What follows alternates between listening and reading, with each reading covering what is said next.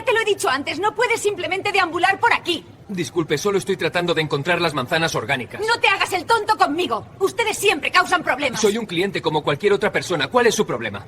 Te estoy vigilando. Coge lo que necesites y vete. No estoy El zumbido fluorescent del supermercado, untel el fondo mundano par innumerables rutinas diarias, esse desvenicio en una cacofonía de insultos racistas y agresión cruda. En medio de lo que debería haber sido una simple salida de compras, una mujer profunda gracia y prestigio profesional ese vio sometida a una indignidad que repercutiría en todo el país. Esta es la historia de la diaria. Elena Vance, una respetada académica, y Robert Jenkins, un gerente de cuyo historial de quejas pintaba un panorama inquietante mucho antes de aquella fatídica noche. Robert Jenkins, gerente de Fresh Food Market, había acumulado 7 quejas formales en su contra en tan solo 3 años. 7 casos donde su conducta causó alarma y 7 advertencias que aparentemente fueron ignoradas. Cada queja detalaba un patrón creciente de comportamiento agresivo, actitudes despectivas hacia los clientes y, en al menos 2 casos, acusaciones de discriminación racial.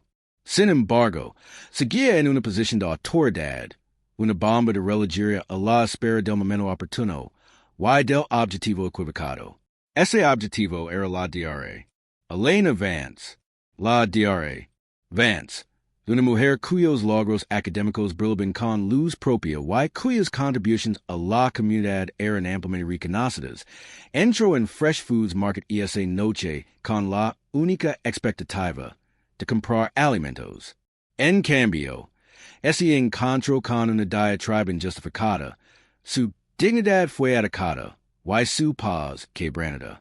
Sus credentials, sus logros, su propia humanidad, quedaron invisibilizados ante el prejuicio desenfrenado de un hombre. El contraste era evidente. Un pilar de su comunidad tratado con desprecio, mientras que el artífice de ese desprecio ocupaba una posición de poder a pesar de un claro historial de mala conducta. Este no fue un incidente aislado. Fue el clímax inevitable de un fracaso sistémico para abordar un patrón de comportamiento peligroso y discriminatorio. Antes de continuar, ¿desde dónde nos ves? Cuéntanos en los comentarios. Tu voz es parte de esta conversación crucial. La tarde del viernes 27 de octubre comenzó como cualquier otra en Maplewood Heights, un animado suburbio conocido por sus calles arboladas y su diversidad. Un fresco frío otoñal se había instalado en el pueblo, y una lluvia ligera y persistente golpeaba los escaparates, reflejando el brillo neón de los letreros comerciales. Dentro del mercado Fresh Foods, los pasillos bullen con el ritmo predecible de los compradores del viernes por la noche. Familias recorriendo los corridos, jóvenes profesionales compraban los ingredientes de última hora para la cena.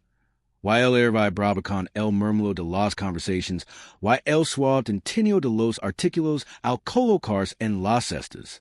Eran las 6:30 p.m. Hora punta de compras, una hora en la que el mercado debía ser un espacio acogedor y eficiente para todos. Entre los clientes se encontraba la diaria. Elena Vance, una mujer cuya presencia inspiraba respeto no por su ostentación, sino por la serena confianza que le otorgaba su intelecto y experiencia. La diaria. Vance era profesor de sociología en la prestigiosa Universidad de Northwood, un puesto con permanencia que había obtenido tras años de rigurosa investigación académica y innovadora.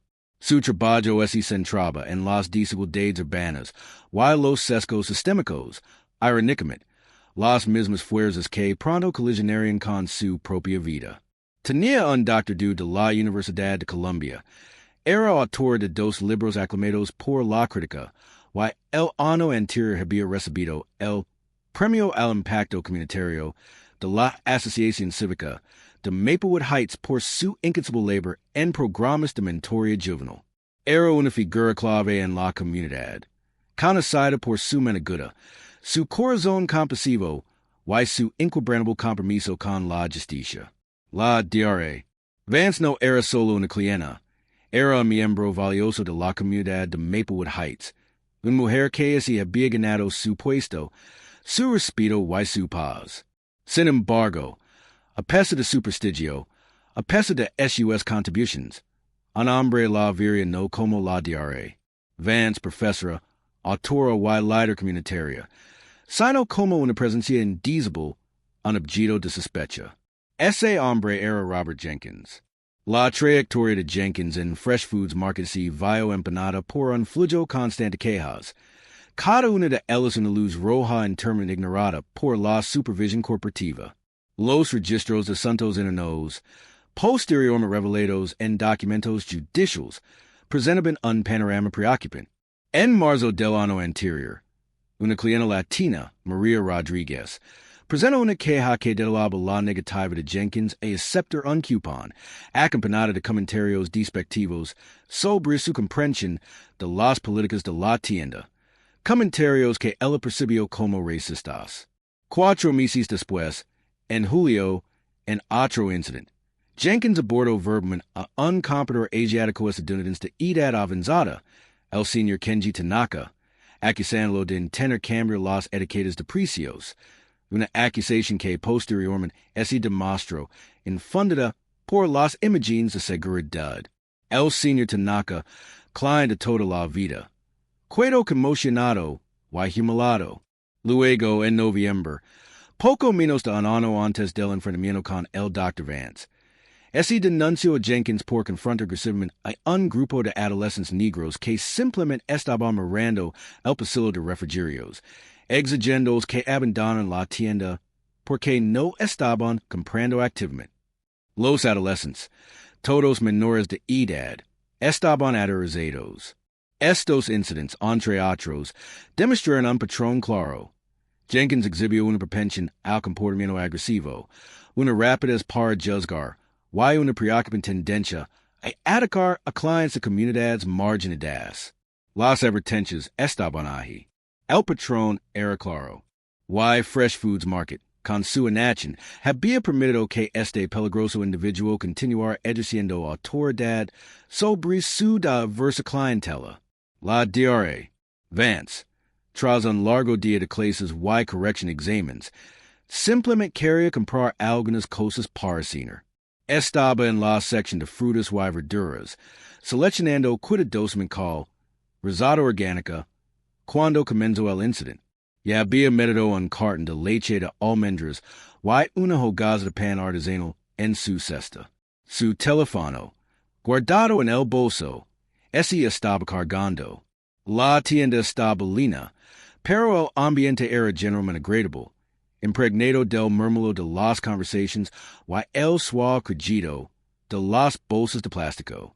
De repente, una voz aguda y acusadora rompió en el ambiente. Disculpe, tiene que salir de la tienda inmediatamente. La diare, Vance y Gyro, sorprendida, y vio a Robert Jenkins acercándose a ella, con el rostro enrojecido y los ojos entrecerrados. Era un hombre de unos 40 y tantos años, con entradas y una mueca permanente que parecía grabada en sus rasgos. Disculpe, respondió la diare. Vance, con tono tranquilo y el seno fruncido por la confusión. Soy clienta. Solo estoy de compras. Jenkins se detuvo a pocos metros de ella, con los pies bien separados. En una postura intimidante, te he estado observando. Llevas demasiado tiempo meridiando. No vas a comprar nada. No toleremos a gente como tú aquí. Alzó la voz, atrayendo la atención de los compradores cercanos, quienes se detuvieron, olvidando sus corridos por un momento. Mis clients, repitió la diare. Vance, con voz amesurada, aunque un temor de indignación impregnaba sus palabras. ¿Qué quiere Decker? Exactamente con mis clients? Tengo artículos en mi cesta, y un recibo de hoy por algunas cosas que olvidé. Soy cliente pago. Señaló su cesta y instintivamente buscó en su bolso el recibo anterior. Una pequeña compra de granos de café. Jenkins S. Burlow, con una mirada despectiva. Cualquiera puede fingir eso. Llevas aquí más de 20 minutos, simplemente deambulando. Tenemos tolerancia cero con los ladrones y con quienes se quedan por ahí molestando a otros clientes. La señalo con el dedo, con la voz cada vez más alta y agresiva. Sal, yeah. La situación se intensificaba rápidamente. Los compradores cercanos se habían detenido, con expresiones que mezclaban conmoción y preocupación. Una pareja joven con un cochecito, una madre con dos niños pequeños, un señor mayor examinando aguacates. Todos eran testigos de la hostilidad injustificada de Jenkins. La DRA, Vance, plenamente consciente de la audiencia reunida, sabía que debía mantener la calmarse, incluso cuando la sangre le hervía. Señor, no estoy merodeando, y mucho menos robando, ¿entiendes? Declaró la DRA. Vance con voz firme pero controlada. Soy profesora de la Universidad de Northwood. Vivo en esta comunidad. Compro aquí con regularidad. Este comportamiento es completamente inaceptable. Intento mostrar su credencial universitaria, una tarjeta plastificada con su foto y título. Jenkins simplemente hizo un gesto de desdén con la mano. No me importa quién seas. Eso no significa nada para mí. Cualquiera puede finger. ¿Te crees especial? Aquí entra gente de todo tipo intentando estafar. Dio un paso más cerca, invadiendo su espacio personal. Estás invadiendo. Voy a llamar seguridad. Debería exigirse a los agents.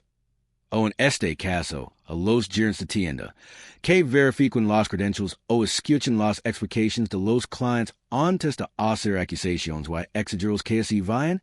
O debería su sospecha inicial por un fondo de que sí. Otorgar la autoridad absoluta.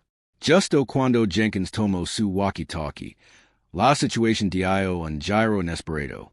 Una voz, tranquila pero autoritaria, rompió la tensión. ¿Qué está pasando aquí, Rob?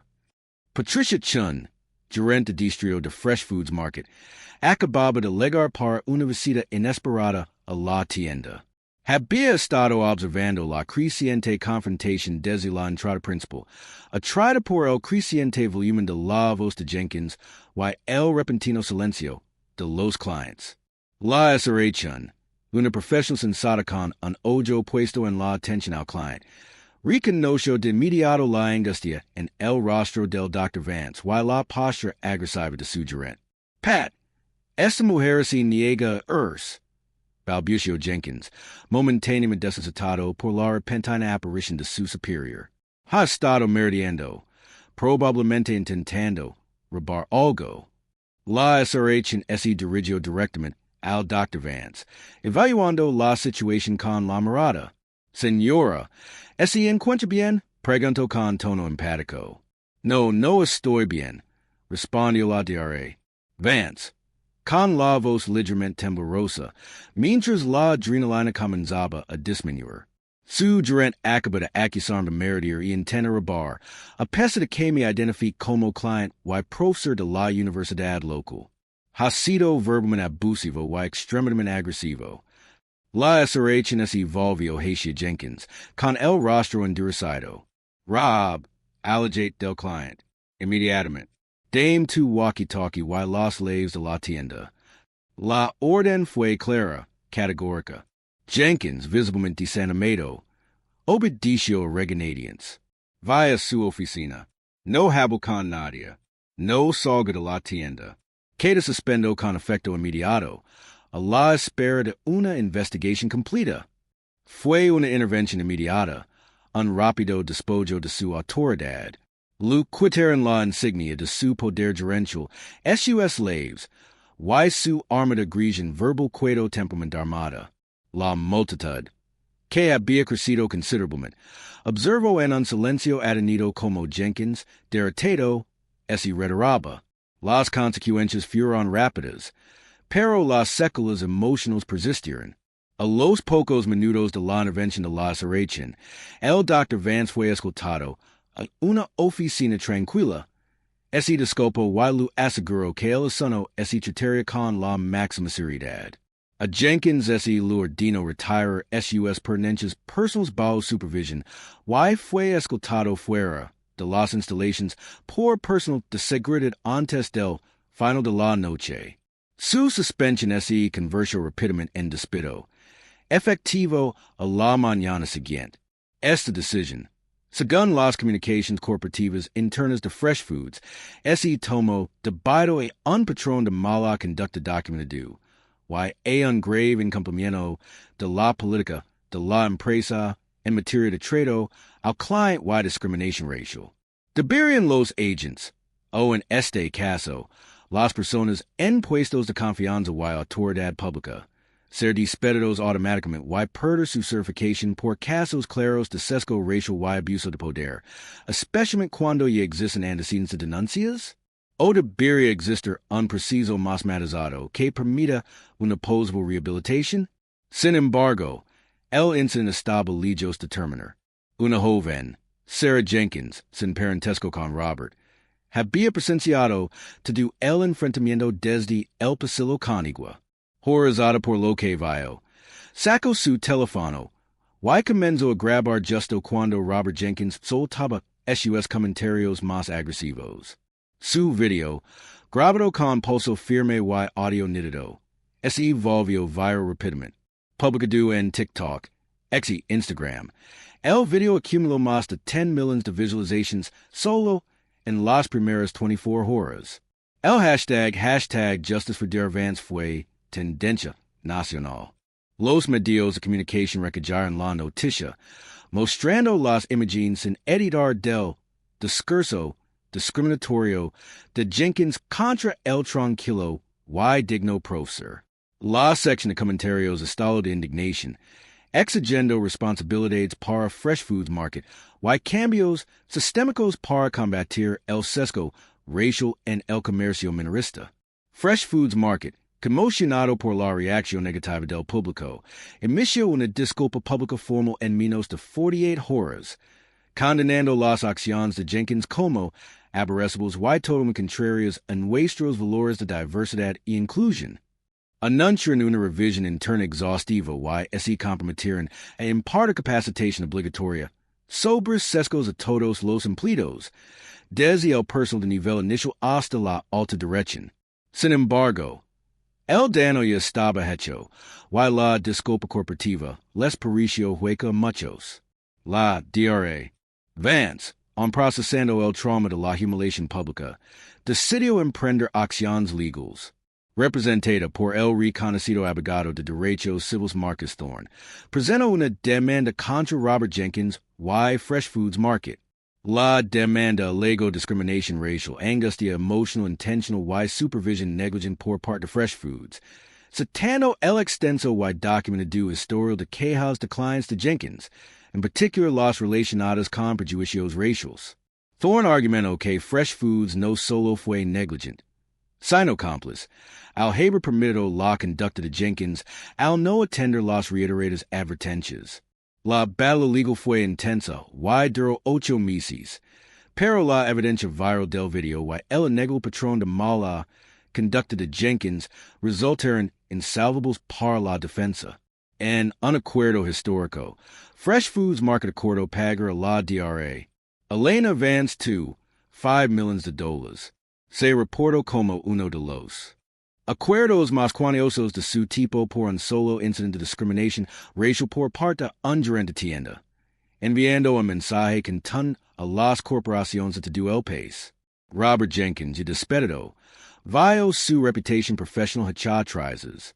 Si bien no existe un proceso de decertificación para gerentes de tiendas minoristas como si lo hay para los agentes de policía, el registro público de la demanda y su despido lo excluyeron de cualquier puesto directivo respetable en el sector minorista. Su carrera, cementada sobre una base de prejuicios desenfrenados, había terminado definitivamente. Tras el acuerdo, la DRA Elena Vance ofreció un testimonio poderoso y conmovedor que resonó mucho más allá de los muros de la sala, de pie y una multitud de micrófonos, con la voz firme a pesar del dolor persistente, articuló el profundo impacto del incidente. No se trataba solo de mí, declaró con una mirada penetrante, en del odio de un solo hombre. Se trataba de la naturaleza insidiosa del sesgo sistémico, de las suposiciones silenciosas que permanecían ocupan puestos de poder menospreciar, y faltar al respeto a otros por el color de su piel. Si esto me puede pesar mí, una profesora titular, una autora publicada, una líder comunitaria, lo puede pesar cualquiera. Lo puede pesar al estudiante, al abuelo, al padre o madre que simplemente intenta comprar comida para su familia. Mi educación, mis elogios, mi posición en la comunidad, nada de eso importaba en ese momento. Lo único que importaba era el color de mi piel y el prejuicio que esto inspiraba, en alguien que es esencia con derecho a ejercer su autoridad en mi contra. Sus palabras fueron un duro recordatorio de que el privilegio y los logros no ofrecen protección contra el racismo. Debemos preguntarnos, continuó, ¿qué clase de sociedad permite que personas con antecedentes documentados de comportamiento discriminatorio permanezcan en posiciones donde pueden perjudicar a otros? ¿Qué responsabilidad tienen las corporaciones cuando facilitan tales patrones con su inaction? Espero que este resultado sirva de catalizador, no solo para Fresh Foods Market, sino para todas las instituciones que se benefician de la confianza pública, para que examinen a fondo sus culturas internas, desmantelen las estructuras que perpetúan los prejuicios y protegen la dignidad de cada cliente y empleado. Debería un incidente de esta magnitud, que implica una clara discriminación racial y negligencia corporativa, dar lugar a una investigación federal sobre las prácticas generales de la empresa y del sector minorista en su conjunto? ¿O deberían considerar suficientes el acuerdo y las reformas internas? Tras la indignación pública y el importante acuerdo, Fresh Foods Market inició una exhaustiva investigación interna, cuyos resultados se hicieron públicos como parte de su compromiso con la transparencia. La investigación confirmó lo que muchos sospechaban, una falla sistémica en los departamentos de recursos humanos y resolución de quejas de la empresa. El informe detalló una clara falta de capacitación sólida en diversidad e inclusión, protocolos insuficientes para abordar las quejas recurrentes de los clientes y una cultura organizacional que, si bien no era abiertamente racista, permite posiblemente que los prejuicios implícitos se propaguen y, en el caso de Jenkins, prosperen. Las encuestas a los empleados revelaron que muchos se sienten incómodos al denunciar casos de mala conducta gerencial por temer represalias. En respuesta, Fresh Foods Market anunció una serie de reformas radicales. Estas incluyen capacitación obligatoria y recurrente contra prejuicios y medidas de desescalada para todos los empleados, desde cadros hasta directores regionales. Se estableció una nueva oficina del Defensor del Pueblo independiente para gestionar las quejas de clientes y empleados, garantizando el anonimato y evitando la interferencia de la gerencia. La empresa también se compromiso a diversificar sus puestos directivos y a implementar auditorías periódicas de sus políticas de servicio al cliente para garantizar un trato equitativo para todos. Estas reformas, bien recibidas, fueron consideradas por muchos como algo que debía haberse hecho hace tiempo, una reacción a la crisis, en lugar de un compromiso proactivo con la justicia. El incidente en Fresh Food Market, capturado con angustiosos detalles en un video viral, serve como un testimonio escalofriante de la facilidad con la que los prejuicios pueden invalidar la evidencia, la rapidez con la que se puede abusar del poder, y la profunda utilización de las interacciones cotidianas como arma. Robert Jenkins vio a una mujer negro y, a pesar de su actitud tranquila y sus intentos de presentar su identidad y explicar su presencia, sus ideas preconcebidas, sus prejuicios arraigados, dictaron sus acciones, desestimó sus credentials, su humanidad y sus derechos, optando en cambio por agravar la situación basándose únicamente en sus propias suposiciones discriminatorias. Las consecuencias fueron monumentales. Un prócer muy respetado humillado públicamente, una corporación obligada a pagar millones y la carrera de un gerente irrevocablemente destruida. pero el verdadero costo va mucho más allá de las sanciones económicas y las carreras individuals.